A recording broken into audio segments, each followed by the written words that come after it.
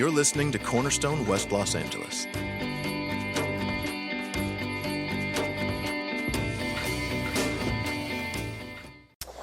Nice to be with you all again this morning, digitally, and also with Matt. I would like to echo that my hair gets messed up in the wind. You've got 3 people on stage this morning who have the exact same problem, and we're dealing with it as best we can.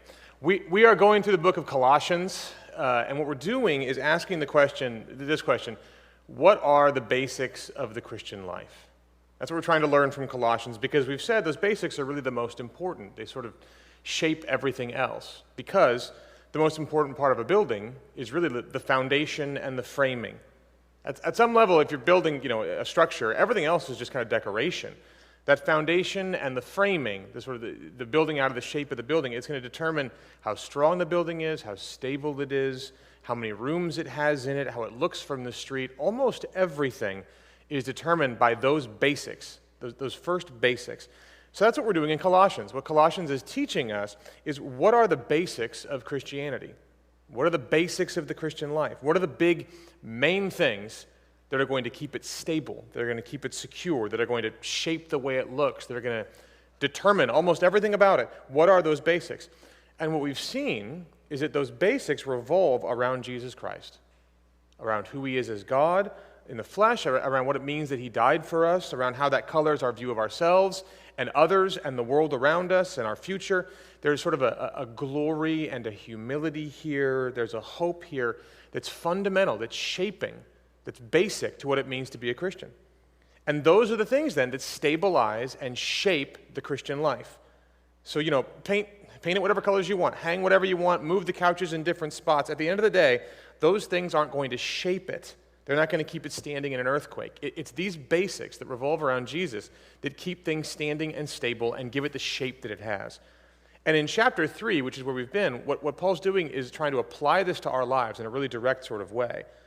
So he's saying, look, if your life is no longer found in your accomplishments, in the approval of others, in what you're able to do, in the successes you're able to achieve for yourself, if that's not where your stability, your life is found, if your life, in other words, is hidden with Christ in God, if he's your life and your approval, what now?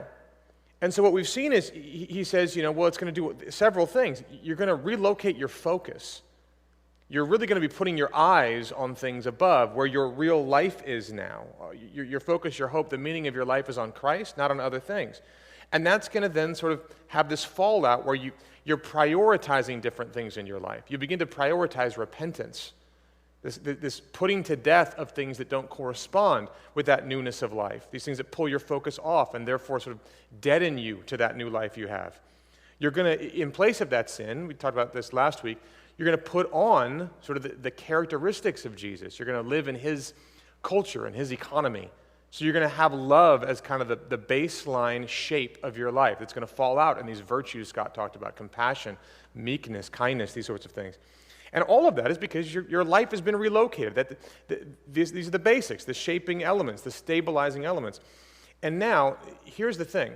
As we come to our passage today, you have to understand everyone in Colossae, in this church, was sitting there listening to this being read on a Sunday, and they were all part of something called a household.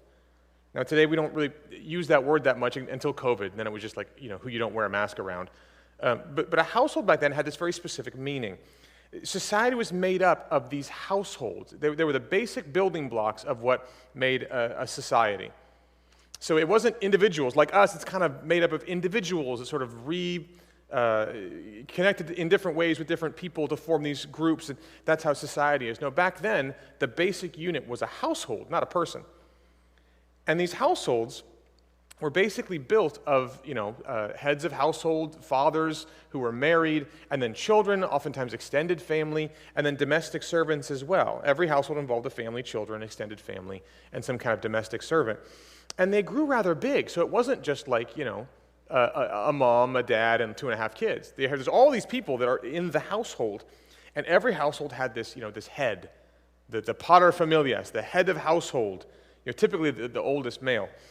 And so this is what everyone in Colossae, this is the context they're in as they're hearing this letter.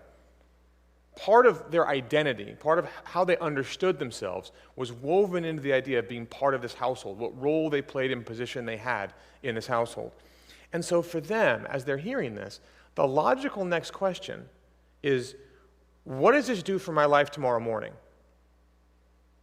In other words, like what does this mean for these household relationships, for my Monday through Saturday? Is what Paul is saying, is this new Christian faith that I've encountered, this newness of life, something that really is mainly internal, it's just very personal and expressed, inside me and then, at church on Sundays? Or is it the kind of thing that reaches in to the rest of my life throughout the week? And so what Paul does is take them through, in this next section, the places that many humans live most of their day-to-day life, in marriage relationships, in family relationships, in work relationships. And as he does, he's trying to teach us that, yeah, this stuff really does apply, but in ways that you might not have expected. So let's read the passage. It's Colossians 3, verse 18 through chapter 4, verse 1. Here's what it says. Wives, submit to your husbands as is fitting in the Lord. Husbands, love your wives and do not be harsh with them. Children, obey your parents in everything, for this pleases the Lord. Fathers, do not provoke your children, lest they become discouraged. Bondservants, obey in everything those who are your earthly masters, not by way of eye service as people pleasers, but with sincerity of heart, fearing the Lord. Whatever you do, work heartily, as for the Lord and not for men, knowing that from the Lord you will receive the inheritance as your reward. You are serving the Lord Christ. For the wrongdoer will be paid back for the wrong he has done, and there is no partiality. Masters, treat your bondservants justly and fairly, knowing that you also have a master in heaven. This is the word of the Lord. Now, it's interesting because in some ways, this passage touches on things that are the most familiar to us. And yet at the same time, it does it in a way that doesn't sound familiar at all. It feels very old. It feels in many ways out of step and out of touch with modern culture. But there are lessons here that are deeply powerful for your life. Regardless of your life situation, Paul is touching on things here that occupy the vast majority of your waking hours. Like most of your life is caught up here.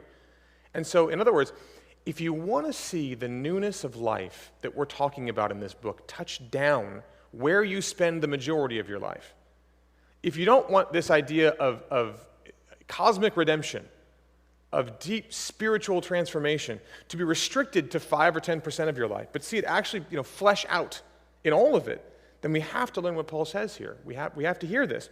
And yet there are some things we have to deal with first so that we can hear it, so we can learn from it. We have to look at some background to sort of clear the table. And then we have to see a principle that runs through the whole passage, that the whole thing is built on. And then finally, we have to look at how that gets practical in these various areas. So that's what we'll do. Background, principle, practice. So first, the background.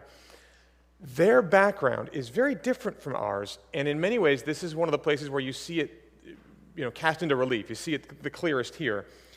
And it tends to grate against a lot of our moral sensibilities as modern people, and often for good reason. Like just the word submission and servant are enough to make us squirm. And, what's worse, there are plenty of people who have, in history, used passages like this to justify things like domestic abuse and heavy-handedness, to justify things like American slavery. And so what do we do with this? Well, first, we really tend to struggle today with the idea of a hierarchy, of a kind of patriarchal system where people's value is based on their gender and on their social standing. And in many ways, that's exactly how it was when Paul was writing. That was a very common way of understanding the world. This setup, these households, we've said, were really integral to society.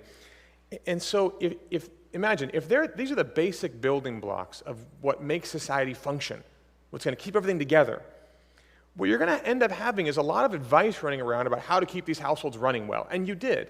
There were all these things that were floating around called household codes. They would talk about how a good household should look. They would talk about how it should be run. And they look very similar to this passage. They'd run through many of the same sort of topics.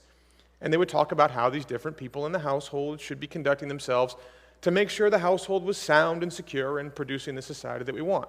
So Aristotle had one of these. Seneca had one of these. They were very influential people who would write these household codes.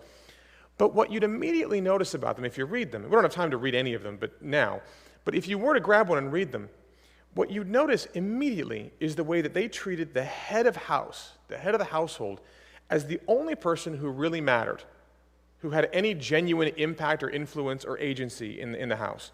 He was the only one with influence. Everyone else just had to respond to him, listen to him, do what he said.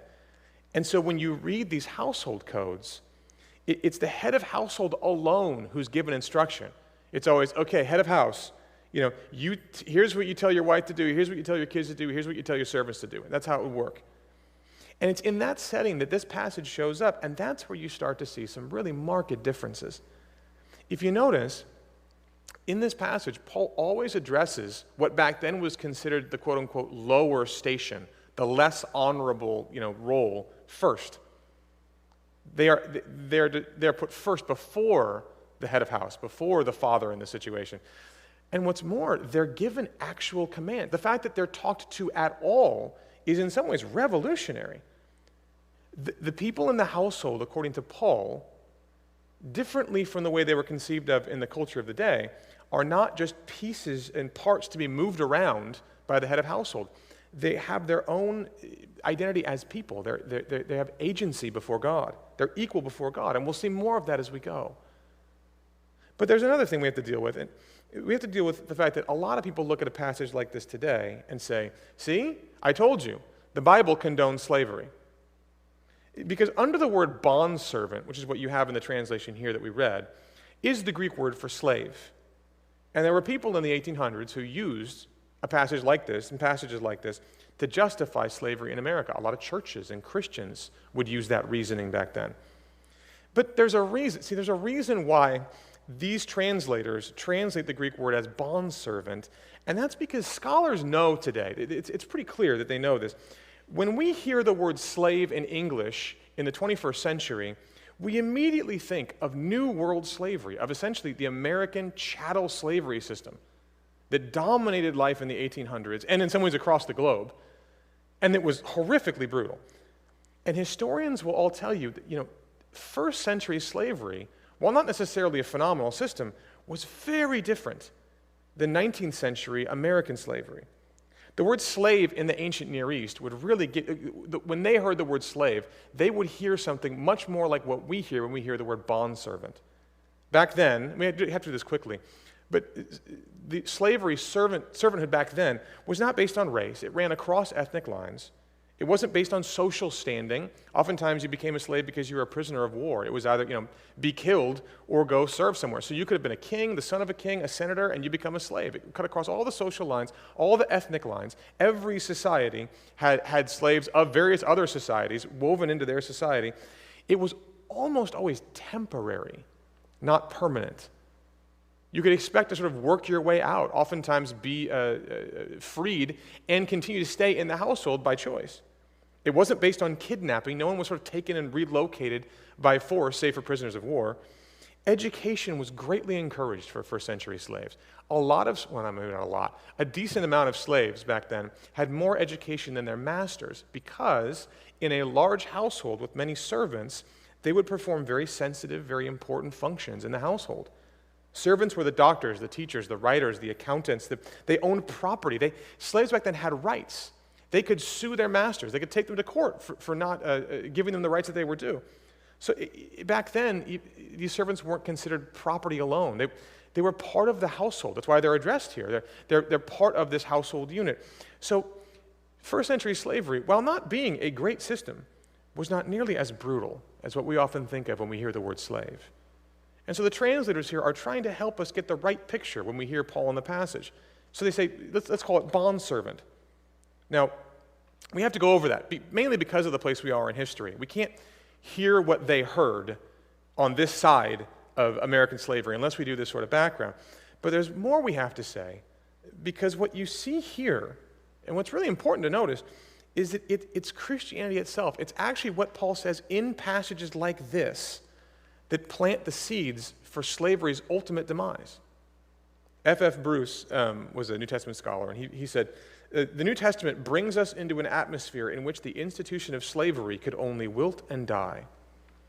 Because see, look, you might say, that's all well and good that there were differences, but Paul should have just said, you know what? Any kind of slavery, not okay. Any kind of bond-servant system, not cool. And now look, true. He doesn't say, all right, servants, first order of business is revolution. Overthrow the social order around you. But that's not how he's going to do it. Elsewhere, he does something similar to this. In the book of Philemon, Philemon was the owner of a servant named Onesimus. Onesimus delivered a letter from Paul to Philemon, and many think he also delivered the letter of Colossians along with that letter. And what Paul says in the book of Philemon to Philemon is, I want you to receive Onesimus back, who was a runaway slave, but I don't want you to receive him back as a servant. I want you to receive him back as a brother. Now, see, he doesn't say, take down the institution. Onesimus, go back and completely rewrite the social order. Instead, he says, you're brothers now. You're on equal footing before God, so let that lead you where it may. See, it's easy in some ways. I shouldn't say easy. It's possible, very possible, to get rid of the institution and still not be brothers. And yet if you become brothers, really and truly, then the system won't be able to hold up anymore. And that's where people, you see, the people who tried to uphold American slavery from the Bible, that's where they went wrong. The problem wasn't that they were reading the Bible. The problem was they weren't reading it well. They weren't reading it deeply. They weren't taking it seriously. The more seriously you take even the things Paul says in this passage about servants and masters, the more you realize he's creating a climate in which eventually this thing is going to wilt and die. And so it's fascinating. What Paul is doing is planting the seeds for slavery's demise, and at the same time, he's saying, servants, here's what Jesus Christ means for your work tomorrow. Masters, here's how you live this out tomorrow. God has something for you to do even while these seeds are being planted and grown. He has a way of you being brothers tomorrow that only speeds the downfall of all this.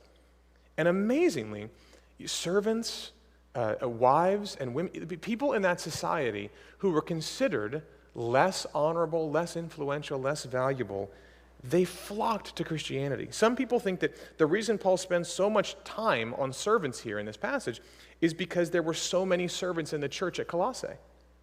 Now, why did they flock to this? Because there was something transformative here. They found something different here.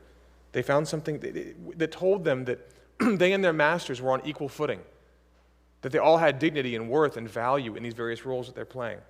And so the background of this, you see, you put this all together, the background of this, far from showing us that we should reject this as modern people or downplay it, which is we're kind of prone to do. I mean, it's in the Bible, but don't worry, it's not really that important. No. The background shows you the fundamental difference that Christianity brought to this ancient Greek and Roman system. It really would change things from the inside out. If you ever saw what is now a classic movie, The Matrix, if you haven't, you should. It's a classic. At some point, the idea is that we're all caught in the Matrix. It's this computer simulation, and humans are plugged into things. Is that a spoiler? I don't know. It's in the beginning. Can you yell things in the middle of the sermon? Is that allowed? Okay. Matt gave himself the permission. So you have this chosen one who can sort of see the code as he's in it. And there's this agent that's sort of this manifestation, this computer program that's dressed in this suit, and he's got these glasses on, and he's chasing Neo, that's the main character. And at one point, as he's chasing him, Neo essentially dives into him. He dives into the code, and he kind of explodes him from the inside out. And that's, in some ways, what Paul's doing here. He what's the opposite of malware? Benaware? Like he's implanting a different code at the core of things. And as he does, he's changing everything else about it. As this code is injected, the entire system is going to have to change to make room for it. And so now that we have background, that's what we have to look for. What's that new code? What's the principle underneath all this? And then what does it look like as we live it out? What does that do to the program as we watch it take effect in our lives? So the principle, we did background, here's the principle. Now, these household codes, if you read them outside the Bible, they're always based on some principle. A lot of them were from Stoic philosophy. And they would have this one principle. Everything's supposed to be fitting according to nature. So fitting according to the created world. Now, of course, it was amazing how convenient nature was for the people who were in power. But what's Paul's principle here? Well, you look through the passage, and what do you see over and over again? Do this because it's fitting in the Lord. Do this because it pleases the Lord. Do this, work as for the Lord. You are serving the Lord Christ. Masters, you also have a master. In many ways, this passage is all fallout from verse 17, the verse just before it, where Paul said, whatever you do in word or deed, do everything in the name of the Lord Jesus. That's the principle. That's the litmus test. It's not whether it's fitting according to nature or fitting according to the way it used to be or fitting according to the way we want it to be. The question is it fitting in the Lord? How do we do everything in His name? And so what you get here, this principle, is actually something really revolutionary. And that's this. Paul doesn't go in and say, you know what, let's burn the system down. There's no head of household. That's all old and gone. We're not doing that anymore. But he also doesn't come in and say, you know what, system's pretty good. Let's keep it going, and it's going to be great. No, he says there is a head of household. You're just mistaken about who it is ultimately. That Jesus is actually the paterfamilias. Jesus is the head of household. You see in Galatians 6, Paul talks about the household of faith. In Ephesians, Paul talks about the household of the church. God's church is His household in Ephesians 2. You see earlier in Colossians, in chapter 2, verse 10, Jesus is the head over all authorities and powers. As head of His household, Jesus is the one who ought to determine all the roles and relationships that happen in His world, in His church. He's the one who determines how the house will be run. He's the one who sets everyone in right relationship with one another. He's the one we ultimately trust and follow. Jesus is the actual head of household here. In other words, our households are caught up in His household. That would happen in larger households sometimes. I told you earlier, some slaves own slaves. They would rise in the ranks. Some servants would actually be have a higher sort of honor in society because they're part of a rich household and they rose up the ranks than someone who's free in a smaller, less honorable household. And so you'd have these situations where servants would have marriages and children and their own servants inside of this larger household, such that this whole ecosystem would develop where they would all serve the purpose of the larger household. Little mini households inside of a larger household, all focusing together to do one thing, to serve the purpose of that household. And so too here. What Paul's getting at is something along these lines. Your marriage, your family, your work is caught up in God's household. It's caught up in a larger ecosystem than you realize. They're part of something larger than just themselves. They have a larger purpose. Now look, if that's true, if Jesus really is the head of household and your households are caught up in His, then that has these vast implications. Because imagine living back then in one of these households. The head of house would be, just supreme in everything and would dominate everything. He would dominate the culture of the house would be dominated by this one person. See, the character, the personality, the predisposition of the head of house, you'd have to shape your life around that if you were part of that household. Imagine if the head of household was someone who was very particular, very finicky about things, and had a short fuse. Like your entire day, your life would revolve, would be patterned after that personality, constant response to what he's doing and what he's like and what his reactions are going to be. But not only that, it's not just the culture. He would arrange the house, this head, according to his interests, which weren't necessarily yours. He'd move people around. He'd give them different tasks. He'd organize the roles of people, even his wife and his children, in ways that really served him, that made sense for him. Now see, if Jesus is the head of house, then really, don't you see, it's his personality that's going to create the culture of the household. And it's going to filter down into all the many households inside of it. And that's really what we've been learning throughout the book, isn't it? That Jesus' love leads to our love, that his sacrifice on our behalf, being saved by grace through faith, through Jesus alone, through Christ alone, that somehow that our transgressions, our debts being nailed to the cross, being paid for by his blood, that level of love and sacrifice when we don't deserve it is something that's going to beget a kind of love in our relationships with others. When that's your head of house who demonstrates that kind of love, that culture is going to permeate all the household. And in many ways, that's what, like last week, what Scott talked about. There's this culture of love, of compassion, of meekness that's going to develop across all of these households in Christ's larger household. But more than that, he's going to arrange the household now for everyone's flourishing. See, you never could trust a head of household back then to not arrange the household in ways that would just serve him. But the Christ of the gospel, the Jesus we're serving, the one in whom our life is hid, he's someone that you can trust to put you in roles and positions that will work for everyone's good, including your own, even when you have a hard time seeing it. And so you put these together, and what you find is that we are living, as Christians, inside of this large household of God, such that he's arranging us in these various ways, but not because we have different worth in his eyes. We're all equal, and yet all being put together in unique relationships that serve his larger purposes that we can trust. In other words, it's less org chart and more symphony. Like org charts basically, like, in a business or a company, they just assert to you, here's sort of the pyramid, here's who's more and less important based on their depth in this chart. Here's who takes orders from whom. So the higher you go, the more influence, the more importance you have, the more difference you make, the more you get paid. The lower you go, the less influence you have, the less important you are. And everyone in that company is treated accordingly. No one talks to the male clerk the way they talk to the CEO. Doesn't happen. They're working together, but not really. They're working for each other. But in a symphony, now what's interesting is in a symphony, there are different roles. There's different assignments, different positions, different ways of contributing, different levels of volume. There's all these different things.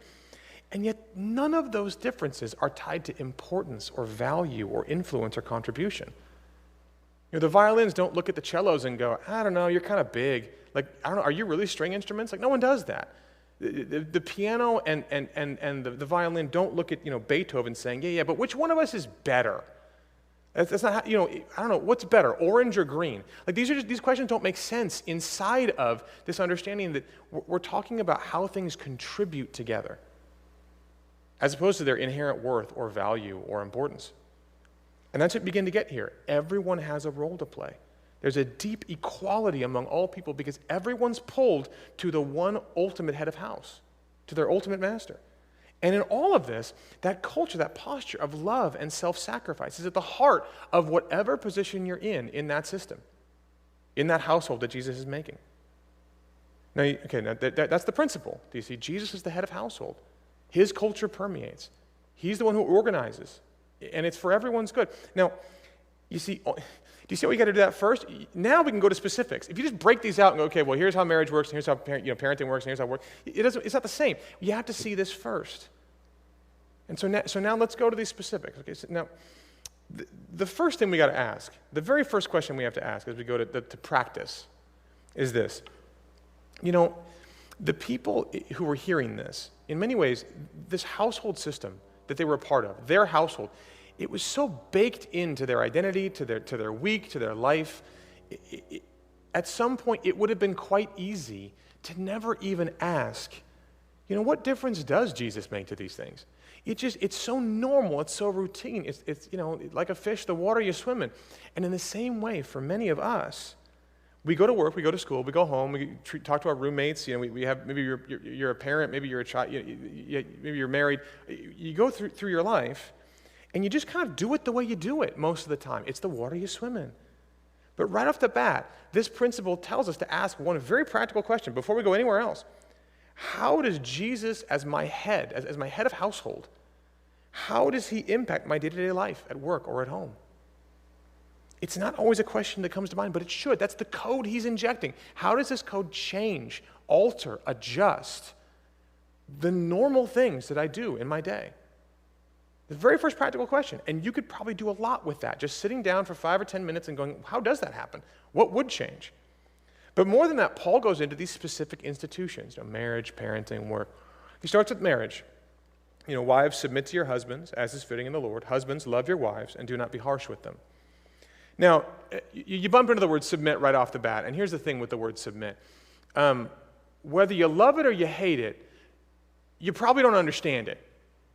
Like, at some level, you kind of have these, women or men, you bump into the word submit, and some people just don't like it at all. It can sound to our ears like Paul thinks women are inferior. They're sort of quietly functioning as their husband's personal assistant.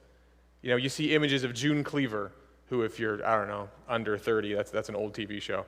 But you sort of wonder, okay, so does this mean that for Christianity, like being a Christian woman, does that mean turning in your opinions and your brain and your worth at the door? It's sort of like, okay, it's been great so far, guys, I'll see you later. Like, we don't really like it. But even if you do like it, let's say you're someone who's kind of like, no, I think I understand that. Maybe I've seen examples of it in my life where it works really well. You might be comfortable with the idea in general. You just have no idea what it means in day-to-day life. I mean, does it mean, that the husband always chooses what to have for dinner? What does it mean? What exactly are we talking about? So whether you love it or you hate it, very few people actually know what it is we're loving or hating. Now, here's where taking the whole passage together becomes really helpful. We can learn what this actually means. Notice the command for wives is different than the command for children or servants. The others are called to obey, but the wives are called to submit. So submission then is different than an obedience relationship. Even the tense of the word, you can't see that really well in the translation.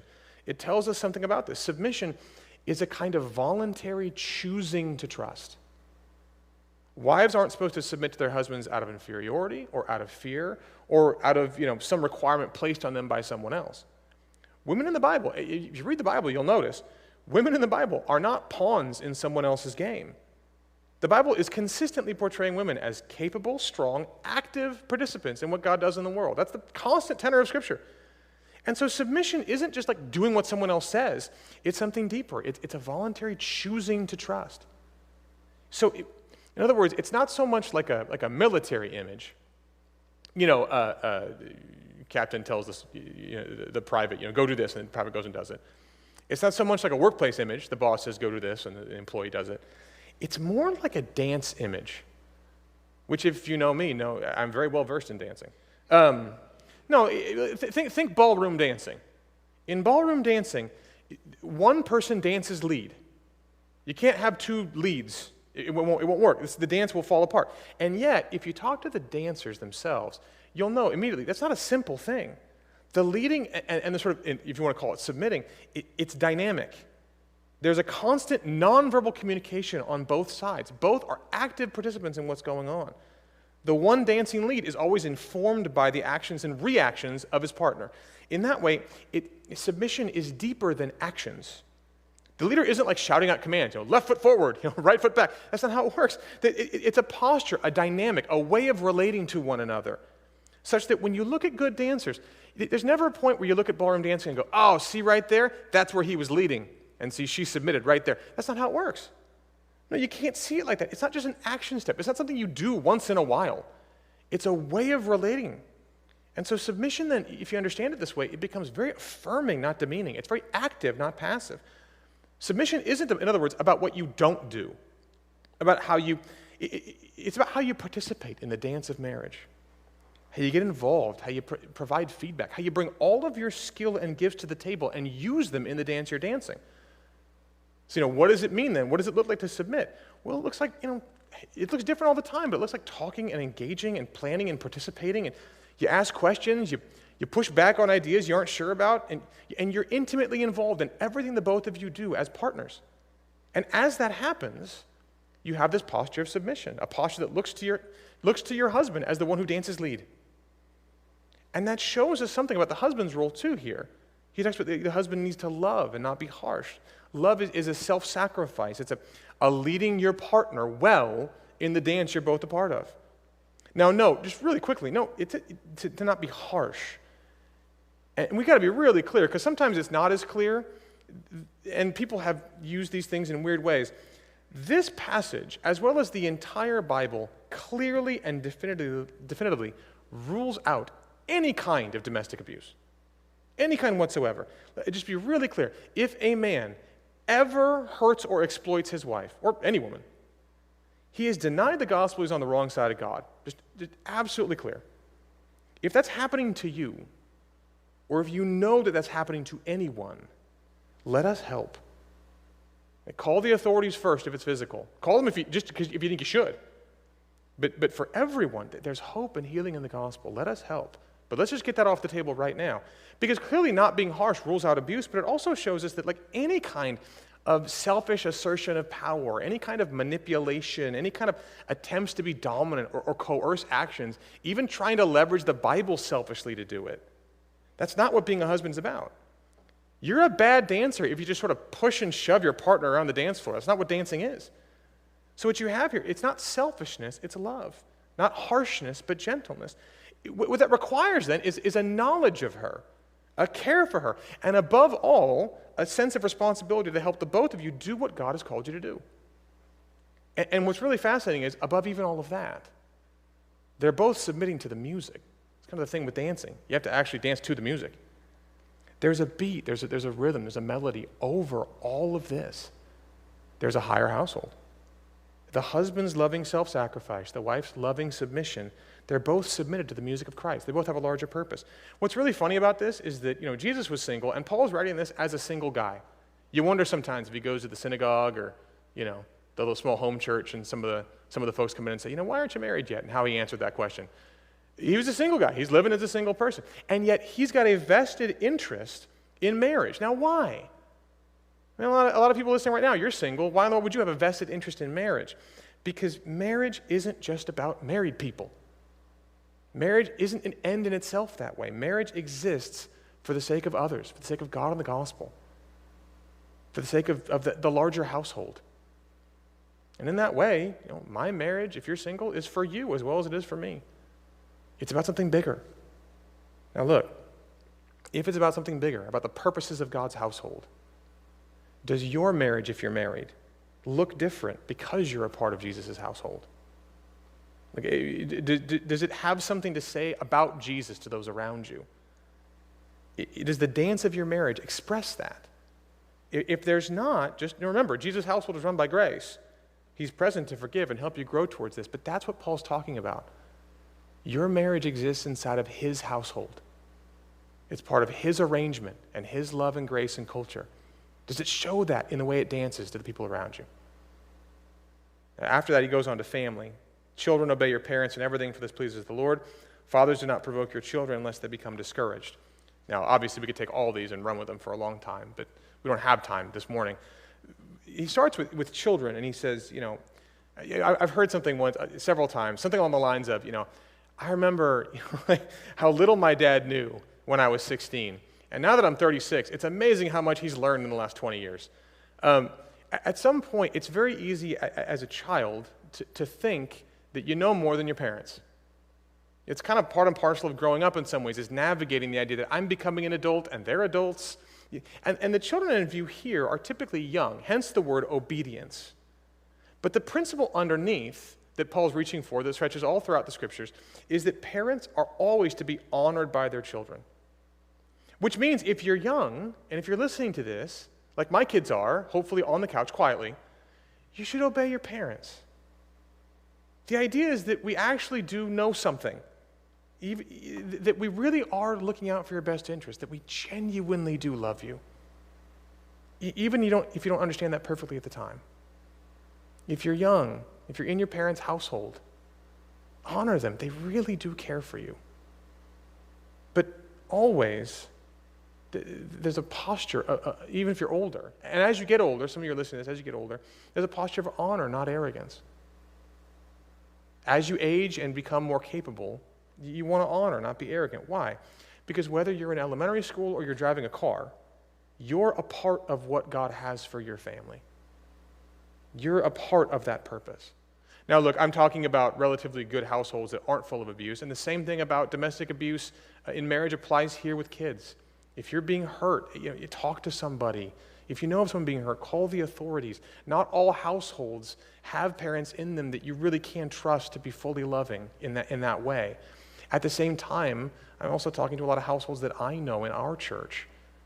And I know that is true. And so I can say, kids, obey your parents. Because it's easy to halfway obey, isn't it? I mean, if you're a kid, you understand this. I say kid, I mean young adult sometimes. You understand how easy it is to obey on the outside, but rebel on the inside, to halfway yourself to this. But what pleases the Lord here is for you to be a part of what he has for your family to do on the earth. And to do that, you have to be together. You have to obey and honor your parents. And the advice to parents, it's addressed to fathers, but it clearly applies to both parents, is this: don't provoke lest they become discouraged. Now again, we have something kind of interesting when you compare this to the other household codes. While children are to obey and honor, what's interesting about what Paul says is they're not just furniture in the lives of their parents. Like most household codes had a word for what fathers did with their children. It was rule them. In other words, there's kind of a built-in antagonism towards kids. You treat them almost like enemies. Like they were going to be unruly, you had to rule over them, and you were constantly then opposed to each other. You're on different teams. You're trying to get your kids to bow to your desires. And so children then became like functions of their parents' desire. Almost all the time, kids were there to serve the parents, and if they were being inconvenient, well, then we got to rule over them. And that produces a situation where children are easily provoked. The word means kind of resentful, embittered.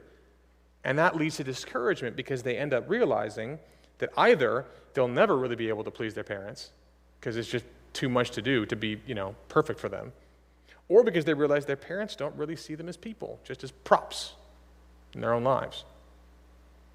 But here, Paul says, don't provoke. You don't want them discouraged. Now, why? Because children are also a part of Jesus' household, not just yours. In other words, I think Scott said it once. I can't remember where I first heard it. It was probably him. I take most of my stuff from Scott anyway. He said, you read that you love your neighbor as yourself, but it's very easy to forget that your children are your neighbors. Like, it's very easy to look at them as exceptions to that rule. Well, they're not my neighbors, they're kids. So I need to love them as myself. But that's not what's happening. And it's not what's happening here. They're a part of Jesus' household too. Now, parents, isn't it easy to treat your kids, if you have kids, more as inconveniences than as part of God's plan for his household? And that can color how we interact with them in small to large ways. It's easier to provoke them than we think. Kids, honor your parents. Parents, don't provoke your kids. Because we're part of Jesus' household. Just like marriage, our family isn't just about our family. And that's the question. Does your family dynamic, kids and parents, does the way that your family works, the way that you live this out, have anything to say to the world about what Jesus is like, about the culture of his household, about the way that he's arranged things for our flourishing? If it doesn't, remember, his household's run by grace. He's here to help, and we're here to help. But that's the goal. We're part of his household, not just ours. Now finally, work. It talks about bond servants and masters. Now remember, this is written to servants who became Christians and gave them a new kind of dignity they hadn't found anywhere else in society. That's what this is written to. Now, in other words, if they're transformed by this message, how much more should we be transformed as we go into work on a Monday, when they go in to be a servant on a Monday? In other words, it's not really strange to apply this to your job, even though they were in such a different situation. Because it transformed their work as servants, it can transform your work as an employee. And what's that transformation? It's this. Paul says in this relatively long passage, basically, the work you do is for the Lord. You're part of his household. Every task, no matter how menial, no matter how you think or feel about it, is under the lordship of Christ. And therefore, the entire workplace is ultimately under God's authority. You see it throughout the whole little section, don't you? God's put everywhere that servants would normally put their earthly master, Paul puts God. Don't work because you fear your earthly master, work because you fear the Lord. Don't look for a reward from your earthly master. The Lord's going to give you a reward. You aren't serving your master, you're serving the Lord Christ. He says, and later on when he talks to masters, in a very brief section, he says something really profound. Don't think your earthly master is your ultimate master. Masters, you have a master too, which means you are also servants. It's just a fascinating, radical equalization of these people. And there's no partiality, so you're all serving the same master. Therefore, even though you have these extremely different roles in this setup, you're on equal footing before God. Ultimately, both of you are accountable to God, to the Lord Jesus, for your work, far more than you are to each other. So put it this way, no CEO has so much power that he won't stand or she won't stand before God and give an account for their work and how they conducted themselves. And no mailroom clerk has so little power that God doesn't care how they do their job. It's sobering and it's dignifying.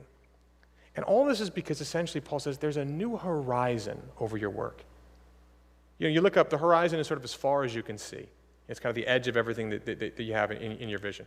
And at work, you can look up, and what's the horizon? Tomorrow morning, what's the horizon tomorrow? Almost always the horizon is the end of the day, or the end of the project, or the next performance evaluation, or the next earnings report, or the next step up the career ladder. There's always there's a horizon that sort of limits how far you see. And what does that do? Well, it makes it very easy that when things are going relatively well, to kind of skate by, to cut corners, to not really care that much. Or when things are not going well, to be incredibly anxious, to fear your boss. What Paul's saying is there's a new horizon that you see when you become a Christian. It pushes past all those things to your life being hid with Christ in God. It pushes past this ultimate horizon. And therefore, he says, what you got to do, you have to work heartily. With sincerity of heart, verse 22, whatever you do, verse 23, work heartily as for the Lord and not for men. Literally, that means, the word heartily means sincerely or genuinely, but literally it means from the soul. That's the original word. Heartily is a good translation, but it means from the soul. And when you aren't ultimately working for Jesus Christ, when your horizon is short, not long, then you're never going to work from the soul. You're never going to work sincerely or genuinely that way. You're always going to end up working for your soul. You're going to end up working to get it done, or because you're so driven to prove your worth and to get that next performance review good, or make sure the project goes well, these sorts of things. You're afraid you're not going to measure up. It's one or the other. You're going to cut corners and be, what does it say, an eye service, a people pleaser, or you're going to be someone who's so driven that you're trying to earn your soul by how the approval you get at work and the success you get at work. Far too often, that's how we operate. And the smaller your horizon is, it can make you feel like you have to. That's all you see. So, of course, what else are you going to do? You have to get this done. That's all there is. And that then creates a very interesting work culture. The whole thing becomes kind of cutthroat, doesn't it? It's very self-interested because that's the horizon you're working in. This is a zero-sum game right here. But with Christ as ultimate Lord over the household, Lord over your work, you can actually work from the soul because the horizon's pushed back. You actually have vision on all of it. He's given you, in other words, everything you need. So you know he's going to always provide for you. He's going to provide for you. So you're free to be genuine about your work. You're free to work sincerely, to work from the soul, to work hard even when no one's actually watching you or paying attention, simply because it's what God has given you to do that day. And your work becomes flavored with the culture of his household. You bring love into the workplace, meekness, compassion. It shows up as an employee in the way you treat people, in how you do your work, in how you handle yourself in stressful situations. It shows up when you're an employer in how you treat people, in how you do your work, in how you handle stressful situations. Whether you find yourself as an employee or employer or both, you have your eyes set on a further horizon. You're working for the Lord. Even when you're the one in charge of everyone else, you're working for the Lord. And it brings you back to the same question. Is there anything distinct in you because you're a Christian as an employee? Is there anything distinct in you because you're a Christian as an employer? How does the way you do your work show the culture of the household of Jesus Christ? Because there's opportunity there to experience your newness of life in Jesus, your life hidden with Christ in God, in the way you live it out in the workplace. Now you put all this together, and what you have is this new code, this new injection of code into an old format of household codes. A new principle of Jesus as head of the household, the one who gives you all that you need, who loves you more than you'll ever be loved anywhere else, and who then creates a culture and arranges the household in such a way for everyone's flourishing, for a purpose to push God's glory out into the world.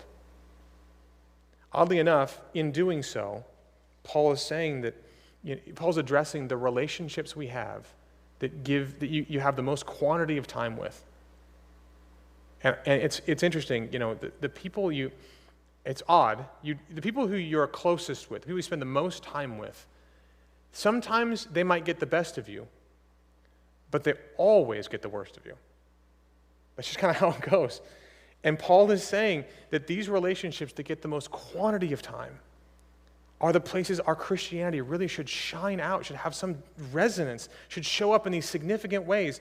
And he's saying not just that, but a very hopeful sentiment, that they can be that place.